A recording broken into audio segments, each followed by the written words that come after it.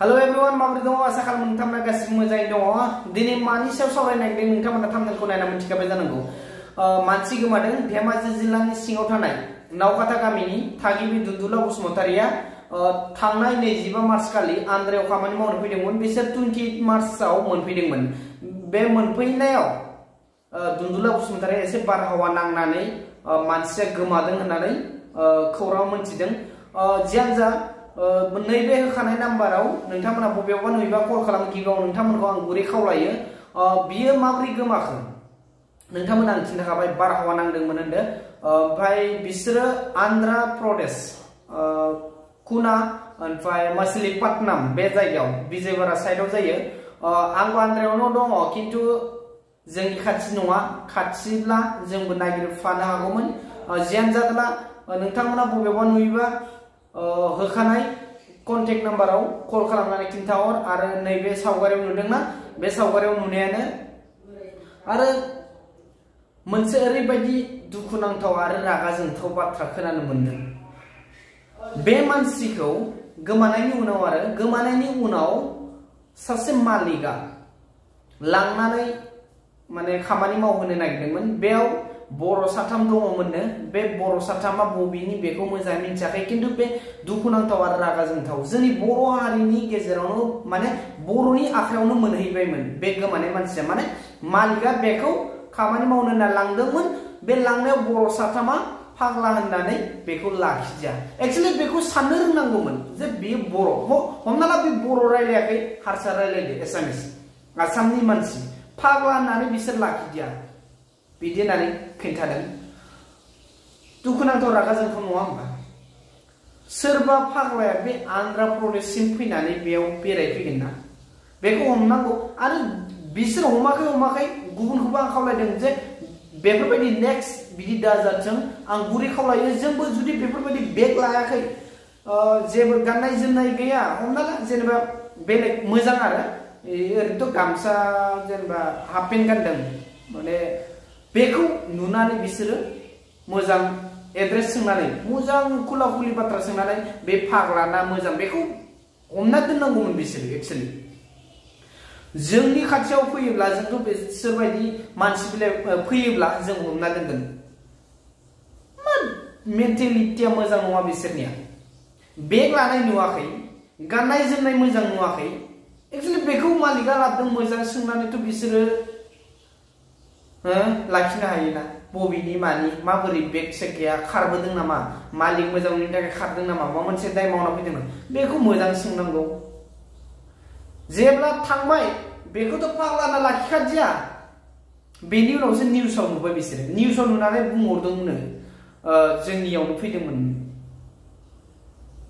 अब्ला साननानै बे दुखु नांथाव ना रागा जोंथाव? दुखु मोनगोन ना रागा जोंगोन बेफोरबायदि मोनथिनायखौ? आन्ध्रा प्रदेशआव आङो 2018 निफ्रायनो थांलाय फैलाय जानाय मानसि आं दुगानानै बुंनाय नङा। आन्ध्रा प्रदेशआव ओरैबायदि मालिक दङ मानसिखौ माबायदि बाहायो ओरैबायदि मालिकबो दङ ओरैबायदि मानसिखौ गावनि असे बिदा फंबाय बायदि मानियो। सोरबायदिखौ लोगो मोनो जेब्लाना मालिक गाज्रिखौ मोनो अब्ला सेसखा।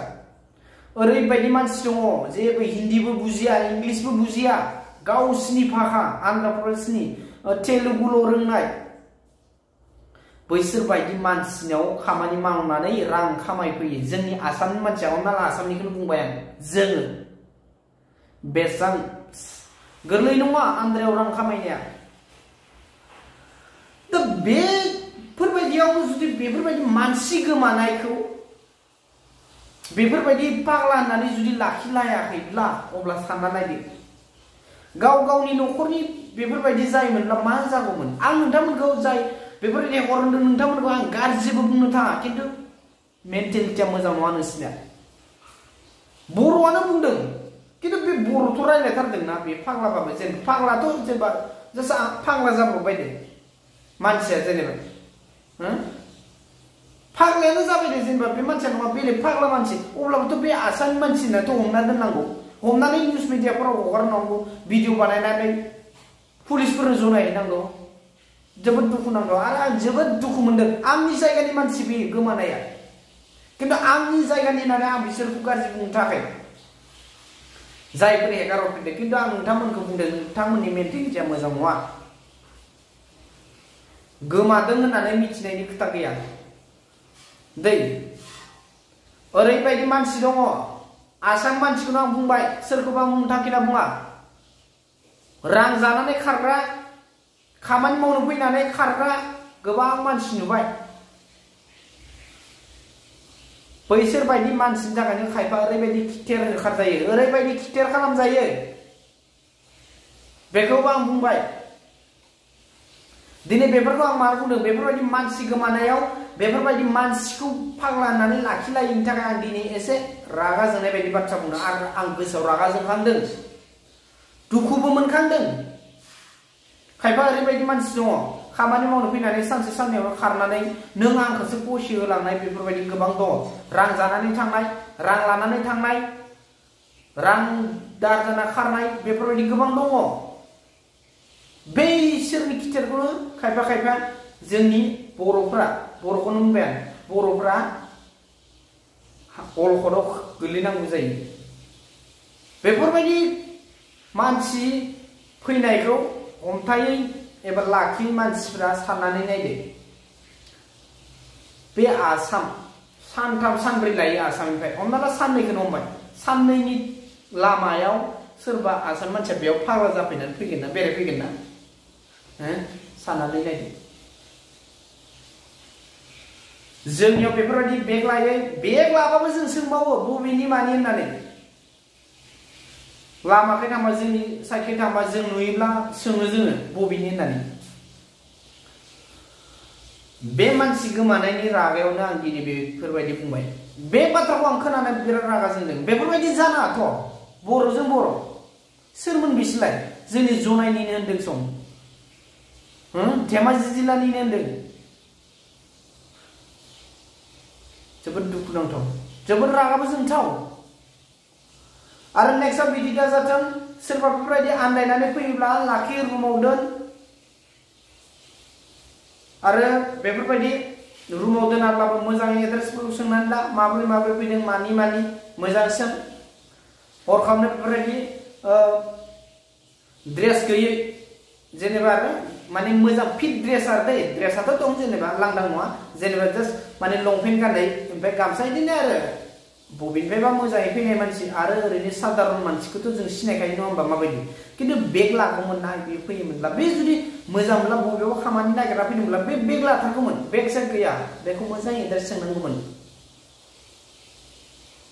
मानसियाथ' ओरैनो भिडिअ जों नुनायाव एसामिस रायलायदों भिडिअबो मोनसे भाइरेल जादों बे भिडिअ माने बबेनि होननानै ओरैनो मेन हाइवेआव जेनेबा सोंनाय भिडिअ भाइरेल जादों खिन्थु बे जायगायावबो गैला होननानै खोनादों आरो जियानो जादोंला आं बारा बुंला आं सोरखौबा मुं थांखिनानै आं गाज्रिबो दुसियाखै जास्ट आं रागा जोंनानै एसे बाथ्रा बुंबाय नोंथांमोना नेक्स्ट बेफोरबायदि खालामनाङा आरो जोंनि आन्ध्रायावल' नङा गुबुन स्टेट हमना ला गुबुन बेंगलर सेकेन्ड्राबाद चेन्नाइ तामिलनाडु बेफोराव बेफोरबायदि नेक्स्ट दाजाथों बर'आनो जा गुबुन हारियानो जा जि जोंनि आसामनि मानसि जेनेबा आन्ध्रानियाथ' आन्ध्रानि बाद दोनदो जोंनि आसाम बाहेर जेनेबा आन्ध्रा बाहेरनि हमना ला नों जाय स्टेटआव दङ बे स्टेट बाहेरनि मानसिब्ला नोंथांमोना एड्रेस ला डिटेल्स ला आरो हमनानै फट' साफायनानै भिडिअ बानायनानै ससियेल मिडियायाव हगारनानै अट'मेटिकलि न'खरनिया थाबैनो मोनखायो ससियेल मिडियाजों मानसि गोमानायखौ मोननो माने हमना दोनदोंब्ला लोगो लोगो न'खराव खबर मोनहैगोन खिन्थु बेफोरबायदि खालामबा माब्लाबा मोननाय नङा आरो बेफोरबायदि मानसि गोमाबा बेफोरबायदि जुदि फैनानै मानसिखौ फाग्लाना हगार हरफिनलायोब्ला मा जागोन आसा बिदियै खिनियाव दोनथ'नोसै नोंथांमोना बबेयावबा नुयोबा बेखौ हमनानै दोन आरो बिथांखौ हमना दोननानै होखानाय नाम्बाराव कल खालामनानै खिन्थाहर जोबोद दुखुनांथाव जोंनि आसाम मानसि नङा होमबा जोंनि आसाम मानसिया गुबुनाव खामानि मावनो फैदों मानो फैदों न'खर सालायनो नङा होमबा न'खर सालायनो फैनायाव बेफोरबायदि गाज्रि बारहावा नांनानै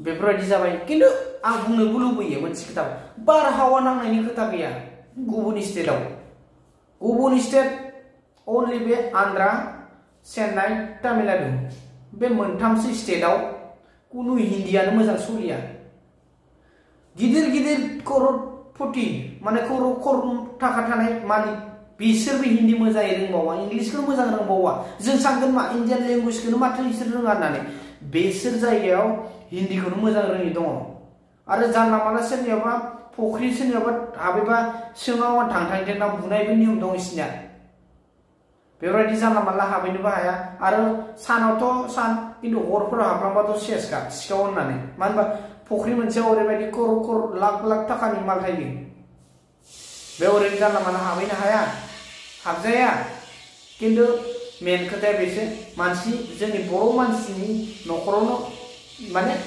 रुमावनो फैबायमोन आरो बिसोरनि न'आवनो फैबायमोन खिन्थु बिसोर लाखिदिया बर'आनो बर'नि आखायाव थांदोंमोन खिन्थु बर' मानसियानो बेफोरबायदि हेगारहरफिननायाव जोबोद दुखुनांथाव आरो दुखु मोनथाव आरो रागाबो जोंथाव